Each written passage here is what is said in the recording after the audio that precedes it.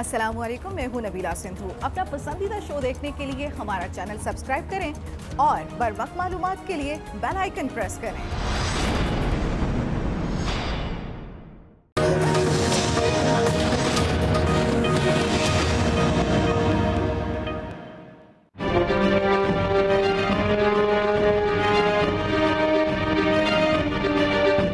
हमने ये पहले पख्तूनख्वा के अंदर इंट्रोड्यूस किया हेल्थ कार्ड, और हमने तकरीबन 70% गरीब घरानों को हम कार्ड्स दिया और बड़ा फ़र्क पड़ा इससे।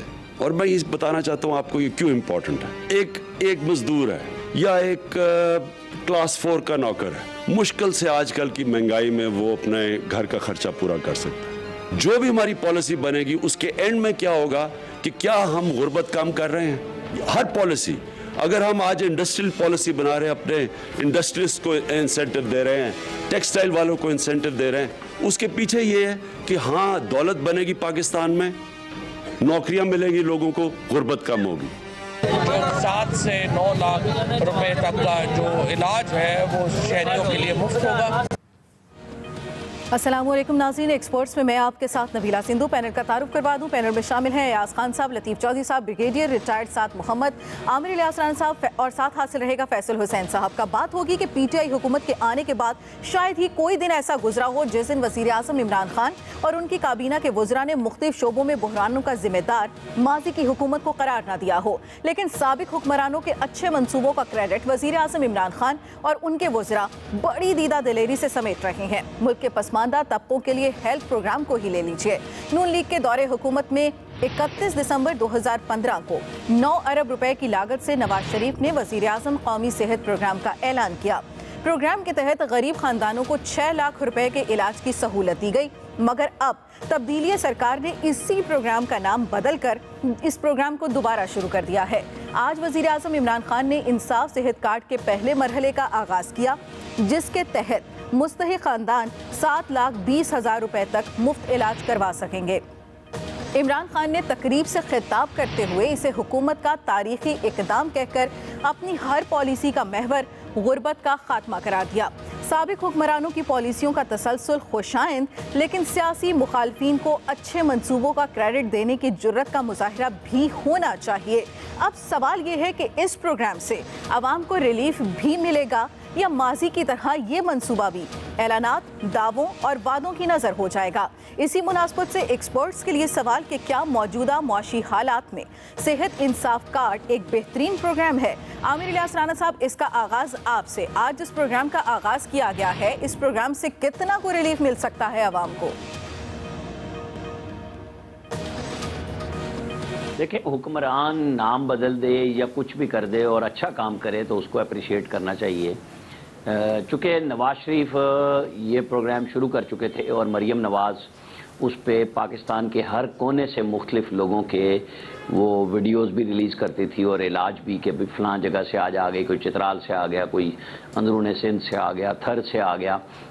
वो बताया करते थे कि हमने इतने पैसे दिए हैं। और नवाज शरीफ जिस ज़िले में जाते थे और फिर जब केपी गवर्नमेंट ने ताउन नहीं किया तो उनके अजला में वफाकी हुकूमत ने, क्योंकि ये होना था कि 50-50 सब्सिडी कर दें दोनों सूबे और मरकज़, तो फेडरल गवर्नमेंट ने खुद तनहा शुरू कर दिया था। तो चलें, कोई बात नहीं है कि एक ऐसा प्रोग्राम जिससे आम आदमी को रिलीफ मिलता है, और वो आइडिया चाहे नवाज शरीफ का हो, वो चाहे इमरान खान का हो, और इमरान खान उसको कोई नाम दे दें, आम आदमी को अगर इस मुकाबले में रिलीफ मिलता है, और यकीनन मिलेगा भी, चूँकि ये प्रोग्राम पहले लॉन्च हो चुका हुआ है और लोग उसका तकाबली जायज़ा इसी तरह लेंगे कि उस वक्त जब लोगों के कभी भी ये शिकायत नहीं आई कि जी जब कार्ड बना था तो पैसे नहीं मिले, क्योंकि वो इंश्योर्ड होता है। और हॉस्पिटल्स जो हैं हमारे बड़े, मतलब वहाँ पे 5 स्टार होटल हैं, हॉस्पिटल कहना कम है, लेकिन फिर इलाज बहरहाल वहीं पे मिलता है, तो फिर ये लोग जाते थे।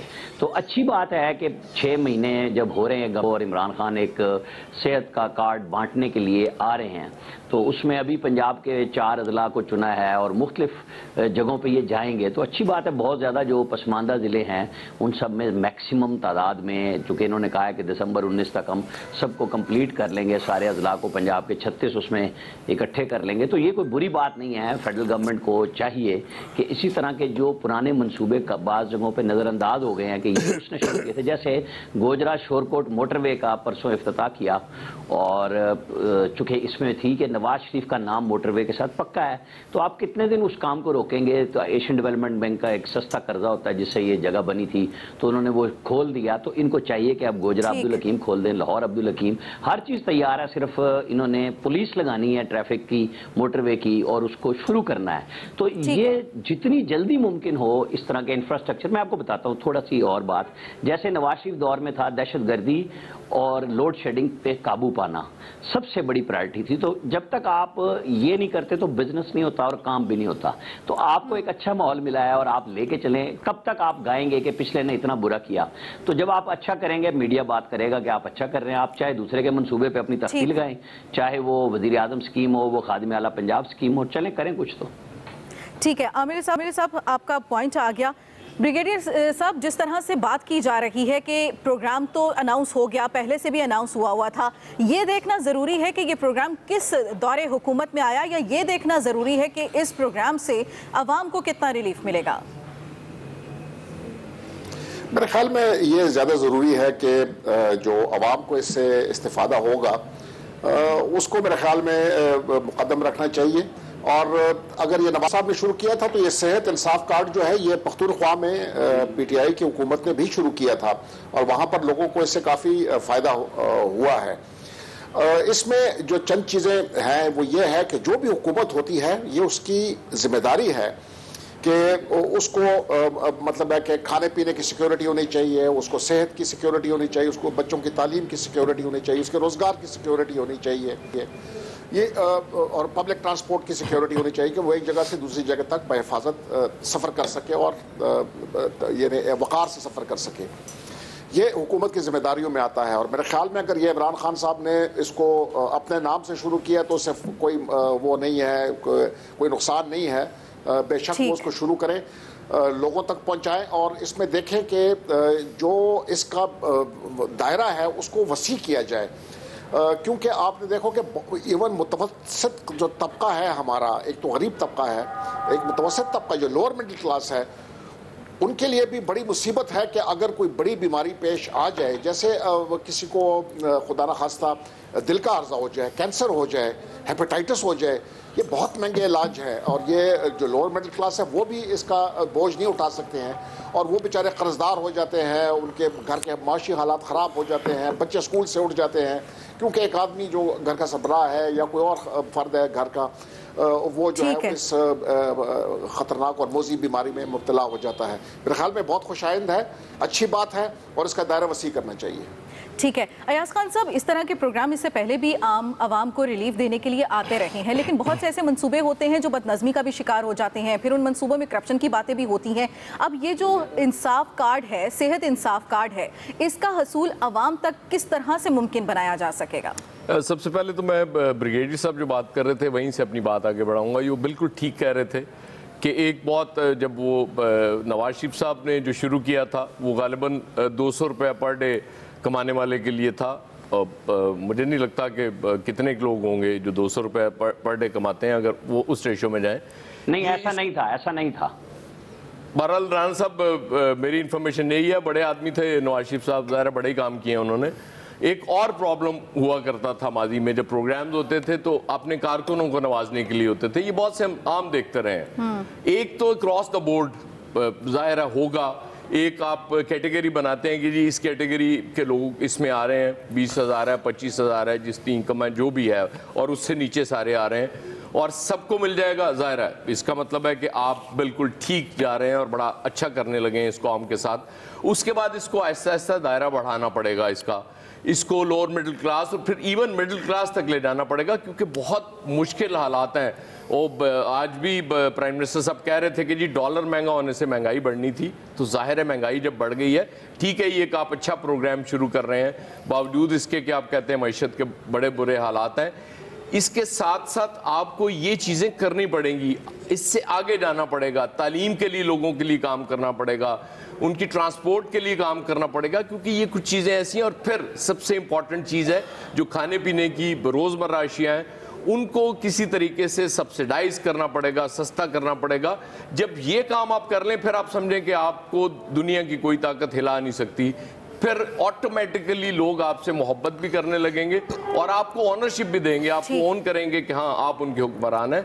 लेकिन ये अच्छा काम है अगर नेक नियति से किया गया और इसमें बिल्कुल कोई हमें वो नज़र नहीं आता कि कहीं कोई रुकावट डाल रही है या कोई काम गलत हो रहा है, तो मेरा ख्याल है इसकी तारीफ करनी चाहिए और हौसला देना चाहिए गवर्नमेंट को कि इस तरह के और प्रोग्राम शुरू। लेकिन यही गवर्नमेंट थी जो साबिका दौरे हुकूमत में इस किस्म के प्रोग्राम शुरू किए गए तो उस पर तनकीद भी करती होती थी। फैसल हुसैन, आपसे इस बारे में बात की जाए कि बेनज़ीर इनकम प्रोग्राम सपोर्ट जो था उस पर भी तनकीद होती रही, फिर उसके बाद लैपटॉप स्कीम जो आई उस पर भी हमने देखा कि ये हुकूमत तनकीद करती रही है। अब इसी हुकूमत ने वही काम आगे दोबारा उन्हीं को आगे कंटिन्यू किया हुआ है, तो इससे क्या तासुर जाएगा?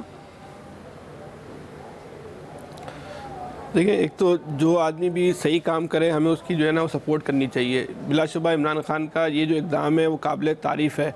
अब जो लैपटॉप स्कीम थी या people's Benazir income support programme था उसका जो है आप इस हेल्थ कार्ड स्कीम के साथ जो है मवाजना नहीं कर सकते। इन्होंने KPK में शुरू किया था और बड़ा जो है वो नतीजा खेज जो है वो साबित हुआ था। जहाँ तक बेनज़ीर इनकम सपोर्ट प्रोग्राम का ताल्लुक़ है तो उसमें तो वैसी जो है वो तो बड़े तौर पर उसमें वैसी जो करप्शन की दास्तानें आई वो एक तरफ, लेकिन उसके कोई माशी असरात नहीं आए थे, सूबे में कोई बेहतरी के असरात नज़र नहीं आए थे। वो तो एक तरीके से लोगों को जो है फ़कीर बनाने वाली बात थी। अगर वो कहा जाता है इतने पैसों की फैक्ट्रियाँ लगा दी जाती, जितने पैसों का वो प्रोग्राम था तो जितने लोगों को आप वो पैसे दे रहे थे उससे ज़्यादा लोगों को जो रोज़गार मिल जाता उससे कई गुना ज़्यादा वो माहाना बुनियादों पर जो है वो कमाना शुरू कर देते। लेकिन वहाँ वो उस वक्त पीपल्स पार्टी का टारगेट जो है बड़े तौर पर वोट खरीदना था, कोई एक जामे पॉलिसी नहीं थी, कोई विजन नहीं था, तो उन्होंने अपनी सोच के मुताबिक वो शुरू किया। लेकिन ये जो प्रोग्राम है जो इमरान खान ने इस वक्त शुरू किया है ये बिलाशुबा जो है बहुत एक अच्छा प्रोग्राम है। जैसे जो KPK में जो प्रोग्राम शुरू हुआ था वो भी बहुत रिजल्टफुल प्रोग्राम साबित हुआ था। लेकिन इसमें देखें अब ये अब मिसाल के तौर पे वफाक ने शुरू किया है, अब सूबे इसको ऑन कर रहे हैं, लेकिन इसके असरात जो है पूरे पाकिस्तान में तो नहीं आएंगे क्योंकि जो हेल्थ जो है वो एक सूबाई फंक्शन है, तो सिंध में तो इस प्रोग्राम के असरात नहीं आएंगे।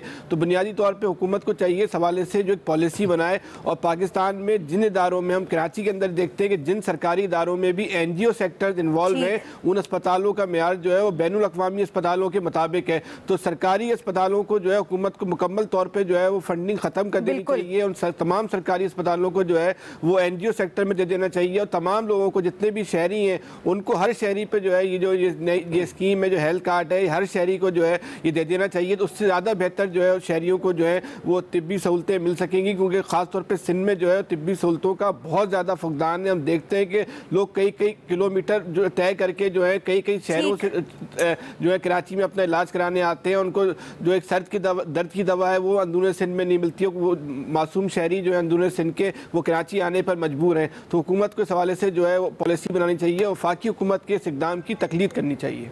जी ठीक है। लतीफ़ चौधरी साहब, आपसे यही सवाल है कि गरीब आदमी अपने इलाज के लिए इतना सफ़र कर आता है तो जो अस्पतालों में आता है बाज़ औक़ात वहाँ पर सहूलियात भी नहीं मिलती हैं, अद्वियात महंगी होती चली जा रही हैं, इलाज महंगा होता चला जा रहा है। सेहत इंसाफ कार्ड के ऊपर जो पैसा लग रहा है क्या ये ज़रूरी ना होता कि सरकारी अस्पतालों की जो हालत ज़ार है वो किसी से ढकी छुपी नहीं है उसको बेहतर किया जाता, दूसरी तरह से आवाम को रिलीफ देने की कोशिश की जाती? नबीला, अपनी बात शुरू करने से पहले मैं खान साहब अयाज खान साहब की जो बात थी कि खाने पीने की अशिया पे सब्सिडी देनी चाहिए हुकूमत को, तो मैं उन्हें यही कहना चाहूँगा कि खुशी से मर ना जाते अगर एतबार होता। तो आप जिन कंजूसों से ये मांग रहे हैं आवाम के लिए, वो तो घर आए को किसी को चाय पिलाने के लिए तैयार नहीं होते, नौकरों के बिस्कुट उनके आगे अमेरिकन सफ़ीर के सामने रख देते हैं। तो वहाँ से आप सब्सिडी आप मांग रहे हैं खाने पीने की। तो बात आ गई हेल्थ कार्ड की और दीगर जो मामलात हैं। देखें, मसला ये है कि पाकिस्तान में जब भी कोई नई हुकूमत आती है तो वो कुछ कॉस्मेटिक इक़दाम करती है, चाहे पीपल्स पार्टी की हुकूमत आए चाहे नून लीग की आए। उससे पहले जनेजो साहब जो आए थे उन्होंने कहा था कि मैंने तालीम का आम करनी है और नई रोशनी स्कूल के लिए, वो अरबों रुपए उसमें गर्क हो गए। बाद में वो रोशनी उसी तरह अंधेरों में तब्दील हो गई। तो बेनज़ीर इनकम सपोर्ट प्रोग्राम भी वो चल रहा है और ये हेल्थ कार्ड भी लोगों को जिनको मिल जाएगा चलो अच्छी बात है कि उनका किसी हद तक हो जाएगा, और जिनको नहीं मिलेगा वो महरूम रह जाएंगे। आबादी बहुत ज़्यादा है, लोग बहुत ज़रूरतमंद बहुत ज़्यादा हैं, वसाइल कम हैं, थोड़े हैं। तो मुझे ये लगता है कि हुकूमत को करना ये चाहिए था कि जो एग्जिस्टिंग इस वक्त सिस्टम पाकिस्तान में मौजूद है, जो एक इंफ्रास्ट्रक्चर मौजूद है, सरकारी हॉस्पिटल्स यहाँ पे काम कर रहे हैं, तो उनका म्यार बेहतर किया जाए। ऐसी बात नहीं है कि हर हॉस्पिटल, आप लाहौर में ही आप आ जाएं, शेख ज़ैद यहाँ पे एक हॉस्पिटल है, सर्विसेज हॉस्पिटल है, किंग एडवर्ड के साथ जो मेयो हॉस्पिटल है, तो ये बहुत बड़े हॉस्पिटल्स हैं, कोई छोटे हॉस्पिटल्स नहीं हैं, बड़े माहिर डॉक्टर्स हैं यहाँ पे। बैतुल माल, हर हॉस्पिटल में अंदर बैतुल माल है जहाँ पे ज़कात फंड से गरीबों का इलाज किया जाता है, लेकिन वो ना मिले। हमारा बहसीत कौम हम एक नेगेटिव सोच, बेईमानी, मक्कारी, दगाबाजी, हम सब में ये वो मौजूद है जो अच्छे कामों को ज़ायल करने का सबब बनती है। अपना इतना ज़कात का कटौती होती है बैंकों से, वो ज़कात फंड हॉस्पिटल्स को ट्रांसफ़र होता है, वहाँ से आगे वो जब उसका प्रोसेस करते हैं मुस्तहिकीन का, ये बड़ी काबिल शर्म उसके लिए बात होती है कि वो अपने आप को कहे कि मैं जी गरीब हूँ, फ़लाँ से साइन कराओ, मैं ये नहीं कर सकता, मैं वो नहीं कर सकता। हर हॉस्पिटल में मेडिकल स्टोर है, वहाँ मेडिसिन नहीं है। तो हॉस्पिटल में आपने ये काम जो करने वाले हैं वो आप करने नहीं, आपने हेल्थ कार्ड करके तो वाह वो करवा लेनी है, जिनको मिल जाएंगे, जिनको नहीं मिलेंगे वो बेचारे जान को रोते रहेंगे। तो लिहाजा बेहतर ये है कि आप सिस्टम में जो इंफ्रास्ट्रक्चर मौजूद है उस इंफ्रास्ट्रक्चर को अपलिफ्ट करें और नया इंफ्रास्ट्रक्चर तामीर करने की कोशिश करें। जब तक कोई ये काम नहीं करेगा, बस आप एक आएगा वो वक्ती तौर पे रिलीफ दे देगा, वो कहेगा जी हमने इतने कार्ड दे दिए, इतने बेनजीर कार्ड जैसे पीपल्स पार्टी करती थी हमने दे दिए, और उसके बाद फिर वही घूप अंधेरा होगा।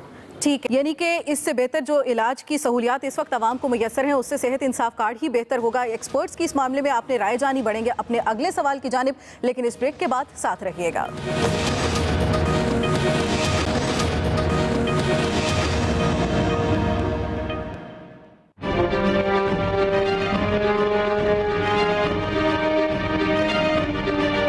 उन्हें जिस हॉस्पिटल में ला के रखा गया है वहाँ पर कार्डियक वार्ड तक नहीं है, वहाँ पे कोई कार्डियोलॉजिस्ट नहीं है। तो ये तो ऐसी मिसाल है कि अगर किसी को पेट के दर्द की शिकायत हो और उसे ENT डॉक्टर के पास ले जाया जाए, अब उनकी सेहत के हवाले से जिस तरह एक तशवीश पैदा हो रही है, चूँकि जो गफलत बरती जा रही है उनके इलाज मुआलजे में, ये नाकाबिले माफ़ी है।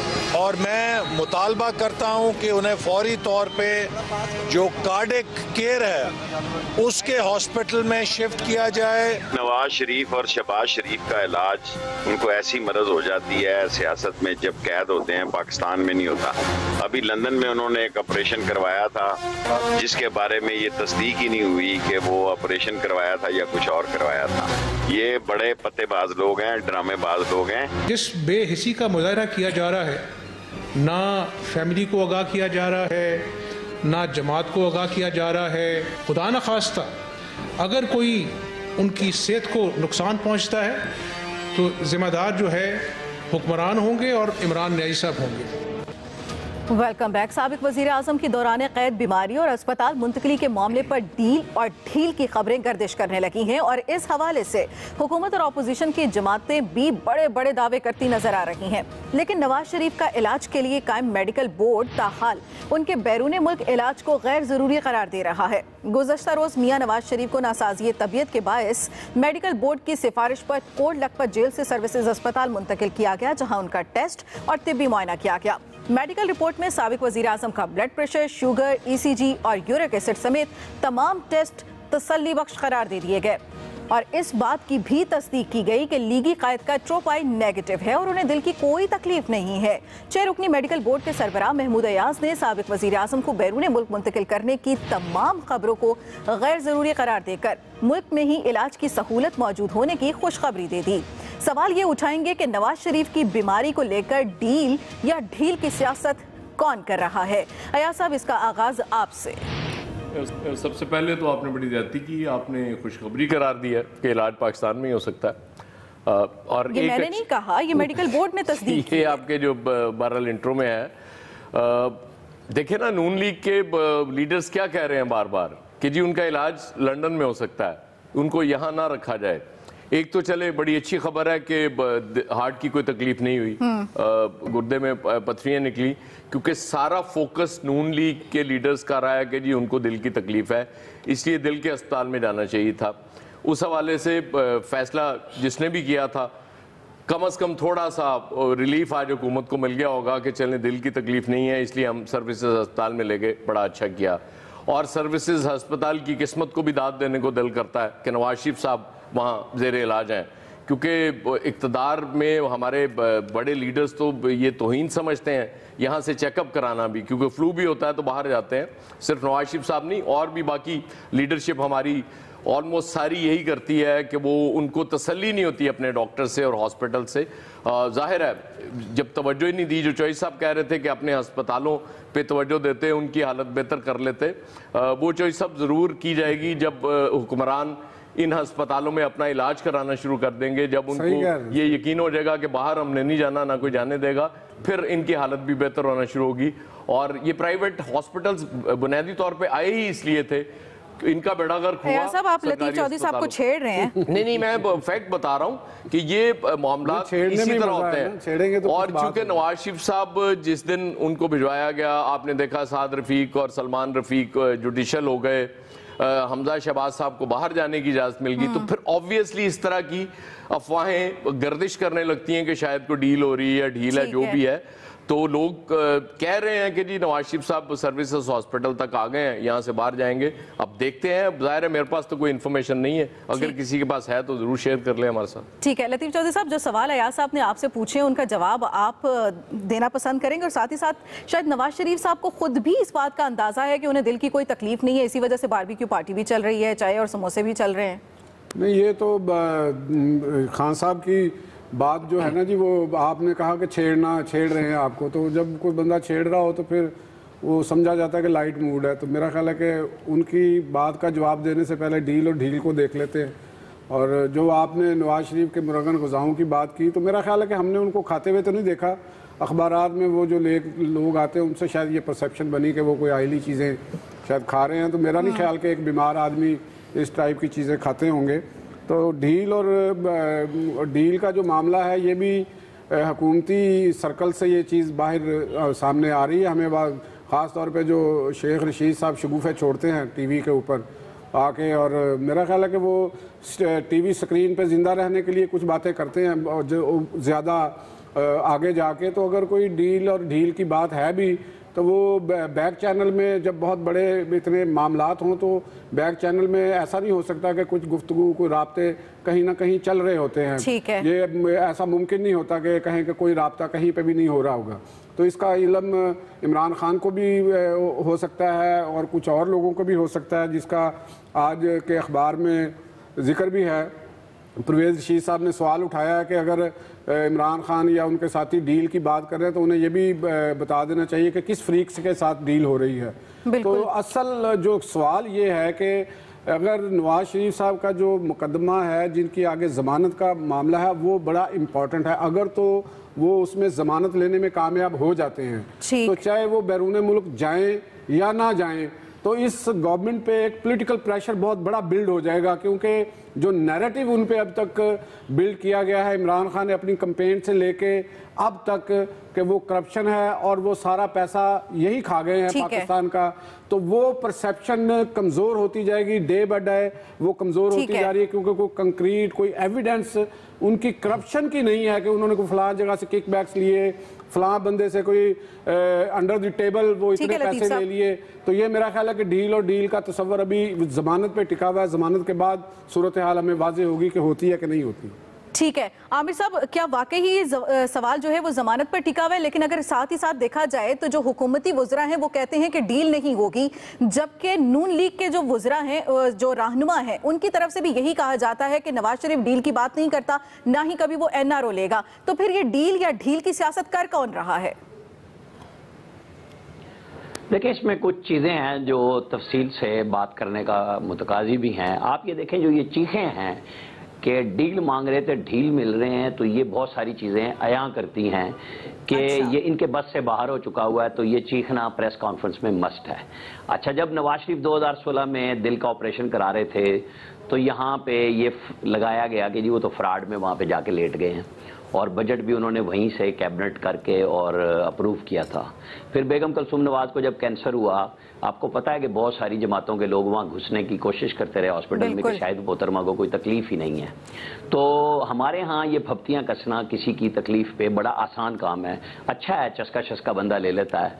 मैं आपको बताऊँ, आज़रबाईजान में मरहूमा कुलसूम नवाज के साथ हम थे, मियाँ नवाज शरीफ थे, तो नाश्ते के टेबल पर बहुत सारे साफ़ी थे। पूछा उनसे कि ये जो आपसे पाए की बात मनसूब है कि आप ये खाते हैं, तो उन्होंने कहा हमारे घर कभी पक्के ही नहीं, हम खिलाते ज़रूर हैं घर पे जो लोग आते हैं। फिर उन्होंने एक जगह का नाम भी बताया कि हम फलां जगह से ये पाए मंगवाते हैं, लेकिन ये हमारे घर पे है कि कोई मेहमान आए तो उसकी इज्जत की जानी चाहिए और हर चीज़ पेश की जानी चाहिए खाने पीने के अंदर।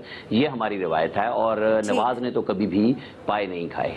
तो मैं एक बात वो कर रहा हूँ कि जो फौत हो चुकी हैं, लेकिन ये बात हमारे पास अमानत है, मौजूद है। अब आ जाए कि ये जो ऑपरेशन है, दिल है, गुर्दे की तकलीफ आई कि पथरी भी मौजूद है, शरियान भी एक बंद होने की बात आई, ये सारी वो बातें हैं ना जो हम डिस्कस कर रहे हैं, तो ये सारी हॉस्पिटल से आई, ये मेडिकल रिपोर्ट्स में आई। अच्छी बात है, अगर यहाँ पे इलाज हो सकता है तो तकलीफ किसको है और क्यों है? अगर वो हॉस्पिटल में मौजूद हैं, तकलीफ मौजूद है और वो जमानत पे हाई कोर्ट से रिक्वेस्ट कर रहे हैं, तो हाई कोर्ट अगर जमानत दे देगी तो नवाज शरीफ फ्री सिटीजन है।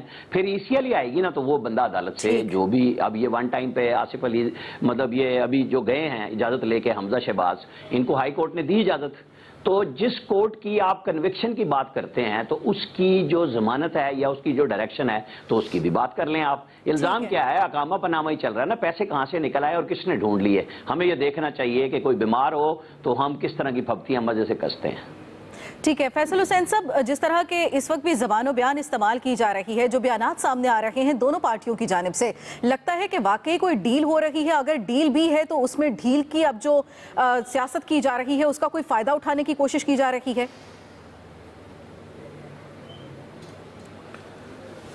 देखिए, इस हवाले से अगर आप नवाज शरीफ के किरदार का, उनकी सियासी ज़िंदगी का तज़किया करेंगे तो उनके माजी के हवाले से करेंगे, तो माजी के रिकॉर्ड पे तो ये बात मौजूद है ना कि नवाज शरीफ जो है परवेज़ मुशर्रफ के दौर में बाकायदा माफ़ी मांगकर पूरे ख़ानदान के साथ जो है वो ना सिर्फ पाकिस्तान से बाहर चले गए थे, बल्कि रिटर्न में भी लिख के गए थे वो पाकिस्तान की सियासत में जो है वो 10 साल तक जो है वो हिस्सा नहीं लेंगे। तो इस बुनियाद पर तो आप कह सकते हैं माजी में नवाज शरीफ का तो माजी मेरिट पे फैसला हुआ था, ठीक किया था, काम कर चुके हैं। तो मुस्तकबिल में आमिर भाई, अगर आपकी जाए तो मैं अपनी बात कर लूँ। जी फैसल हुसैन साहब। तो नवाज शरीफ जी नवाज शरीफ का जो माजी है वो बिल्कुल हमेशा यही है कि उन्होंने हमेशा जो है वो डील की और डील एस्टेब्लिशमेंट के साथ वो करके गए थे। तो अगर उनको दोबारा भी अगर मौका मिलेगा तो नवाज शरीफ जो है वो इससे जो है वो कोई उसमें कोई ऐब महसूस नहीं करेंगे और फौरी तौर पे डील करके जो है बाहर चला। अभी भी उन्होंने जो एप्लीकेशन लगाई है ज़मानत की, तो कह रहे हैं इलाज कराने की इजाज़त दे दी जाए। तो फिर ये मौका तो फिर हर कैदी को इस बात का होना चाहिए कि उसको इलाज कराने के लिए ज़मानत दे दी जाए। तो कराची की, पाकिस्तान की तमाम जो जेलें उनको खाली कर दे, तमाम कैदी जो है जो यहाँ तो जो भी गिरफ्तार होता है वो जेल बाद में पहुंचता है, पहले उसको बीमारी पहले हो जाती है, पहले उसकी ख्वाहिश होती है कि वो अदालत से सीधा जो है अस्पताल में ही चला जाए। तो ये हक तो फिर पाकिस्तान के, अगर इस बुनियाद पर नवाज शरीफ की जमानत दी जाती है कि उनको इलाज कराना है, तो फिर ये सहूलत जो है पाकिस्तान में जितने भी कैदी हैं उन तमाम कैदियों को सहूलत मिलनी चाहिए कि उनको जो है इलाज के लिए जो है उनकी जमानत मंजूर कर ली जाए। दूसरा, ये कल जो एक्सप्रेस अखबार में जो खबर छपी है और जो उसमें लिस्ट छपी है, जो नवाज शरीफ जो खाने वहाँ पे फरमा रहे, यकीनी तौर पर खबर सही होगी तो वो खाने वाला कम से कम वो आदमी बीमार नहीं हो सकता। ठीक है ब्रिगेडियर साहब, आपको भी यही लगता है कि बीमारी का बहाना बनाकर डील की कोशिश की जा रही है? देखिए, दो बातें बड़ी दुख की हैं। एक, जो महज़ब दुनिया में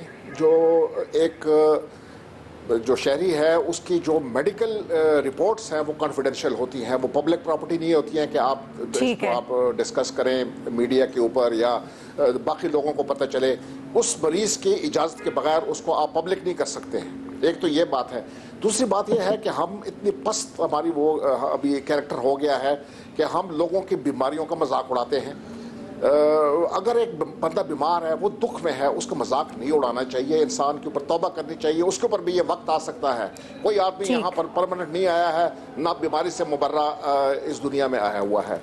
दूसरी बात अब ये है कि जो डील वगैरह हो रही है, नवाज शरीफ साहब को चाहिए कि एक तो इस बात को ज़हन नशीं कर लें कि अगर उन्होंने खड़ा होना है तो वो खड़े हो जाएं और कोई डील ना करें, और पाकिस्तान के लोग इसकी पजीराई करेंगे और इनको एक कैरेक्टर वाला लीडर जो है वो समझ लेंगे। जो मर्जी हो जाए, दुख आते हैं, बीमारियां आती हैं, इनको खड़ा हो जाना चाहिए।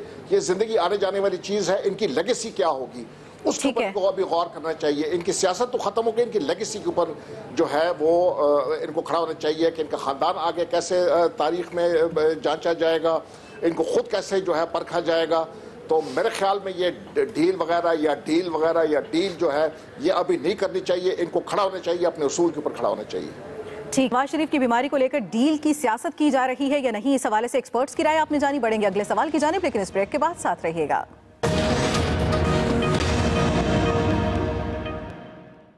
तफसीली और कॉम्प्रहेंसिव स्ट्रैटेजी मीटिंग्स तो हो रहे हैं और हम एग्जैक्ट टाइम प्लान कर रहे हैं कि इलेक्शन के पहले या इलेक्शन के बाद या इलेक्शन कैंपेन के दौरान या इलेक्शन कैंपेन से पहले हम कब शादी करें, हम क्या एक शादी करें। ये 4 सूबे हैं तो हर सूबे से एक बीवी होना चाहिए और ये इसका इलेक्टोरल इम्पैक्ट क्या होगा जब हमारा रिपोर्ट कंप्लीट हो जाता है। मैं आपके सामने पेश करता हूँ। शादी 1 करूंगा या 4, बिलावल भुट्टो जरदारी ने जालों को बड़ी खुशखबरी सुना दी।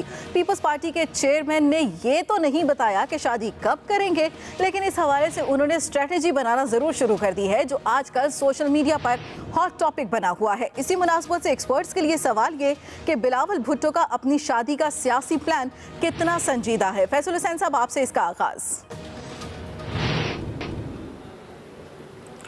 देखिए, ये तो बिलावल को बिल्कुल हक हासिल है कि वो 1 शादी करें या 4 करें, लेकिन उनको 2-3 बातों का ज़रूर ख्याल रखना चाहिए। एक तो कोशिश ये करें कि वो किसी गैर मुल्की से शादी ना करें, दूसरा वो कोशिश ये करें कि किसी का घर तोड़वा के शादी ना करें, और तीसरी कोशिश वो ये करें कि शादी करने से पहले ख़ानदानी बैकग्राउंड भी देख लें, वरना उनके लिए आगे चल के भी बहुत सारे जो है मसाइल पैदा हो सकते हैं। जी शुक्रिया। ठीक है ब्रिगेडियर साहब, जो पॉइंट फैसल साहब ने उठाए हैं, इन पॉइंट्स को मद्देनज़र रखना चाहिए। देखिए, जो बिलावल साहब हैं एलिजिबल बैचलर हैं, उनको हक है कि वो शादी करें। मेरे से अगर मशवरा लेंगे तो मैं उनको बताऊंगा कि अगर एक ही कर ले और उसको निभा ले तो ये उनके लिए बहुत बड़ा कारनामा होगा। दूसरी शादी या तीसरी शादी करना ऐसे है जैसे फारसी में कहते हैं गम नदारी बुज़ बहर। ठीक है, आमिर साहब आप क्या कहेंगे? वो कहते हैं हज़ारों ख्वाहिशें ऐसी कि अब पूरा बंदा क्या पढ़े कि फिर घर जाके क्या बंदा करे। यहाँ तो बहुत सारे लोग फिरते हैं, चूँकि हम मीडिया में चूरन हमने बेचना होता है और ये एक अच्छी लाइट खबर है, हम उसको डिस्कस भी कर रहे हैं। और मोहतरमा बेनज़ीर भुट्टो का वो बेटा है और वो शादी की ख्वाहिश मीडिया के सवाल के जवाब में बता रहा है कि अच्छा मैं सोच रहा हूँ 4 करूँ 1 करूँ। साहिब हैसियत है, जितनी मर्जी करे। ठीक है अयाज साहब, इस सारी जो स्ट्रेटजी बिलावल भुट्टो बता रहे हैं उसको संजीदा लेना चाहिए या इसे भी सिर्फ एक सियासी टैक्टिस ही लेनी चाहिए? नहीं, देखें वो राइट है बिलावल का, ज़ाहिर अब शादी की उम्र भी हो गई है और शादी बिल्कुल ज़रूर करनी चाहिए। और मेरा ख्याल में इसी ब्रिगेडियर साहब ने ठीक कहा कि 1 ही कर लो भाई, 1 निभानी आज के दौर में बड़ी मुश्किल है। अब 3-4 के चक्कर में पड़ेंगे तो ज़्यादा गड़बड़ हो जाएगी। लेकिन लतीफ़ साहब, अगर वो 4 शादियाँ करते हैं तो फिर पूरे पाकिस्तान से मोहब्बत मिलेगी ना? देखें, वो शादियाँ तो चाहे 4 के बजाय वो 1 को छोड़ के रेहाम खां की तरह तलाक दे के कोई और आगे 5-6 भी कर सकते हैं। लेकिन मेरा ख्याल है उन्होंने, बिलावल साहब ने ये जो एक मज़ाहिया अंदाज में ये बात की है, तो जिस किस्म का उनका लिगेसी है, जिस किस्म की उनके थॉट्स हैं, तो मेरा ख्याल है कि वो वन लव पे ही यकीन रखने वाले इंसान होंगे। तो ये जो एनिमल इंस्टिंक्ट के बिहाफ पे जो मैरिजेज़ होती हैं तो उनका अंजाम वही होता है जो इमरान खान की शादियों का हुआ है।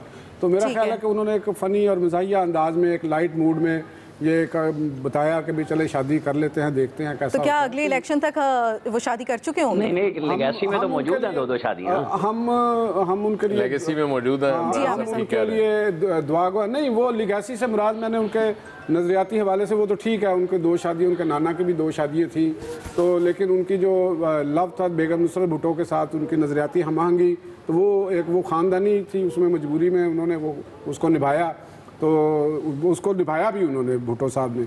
तो इसी तरह वो मेरा ख्याल है कि चाहे वो किसी गैर मुल्की से करें, चाहे वो किसी पाकिस्तानी से करें, मेरा ख्याल है कि वो एक अच्छी खातून होंगी और एक नज़रियाती एतबार से एक बेहतर रोल प्ले करेंगी उनकी पॉलिटिकल ज़िंदगी में भी। ठीक है, ब्रिगेडियर साहब भी कुछ कहना चाह रहे हैं। जी ब्रिगेडियर साहब।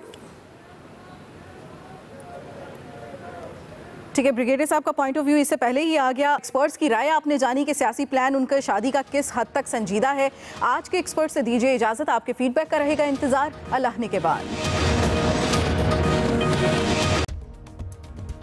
अस्सलामुअलैकुम, मैं हूं नबीला सिंधु। अपना पसंदीदा शो देखने के लिए हमारा चैनल सब्सक्राइब करें और बर वक्त मालूमात के लिए बेल आइकन प्रेस करें।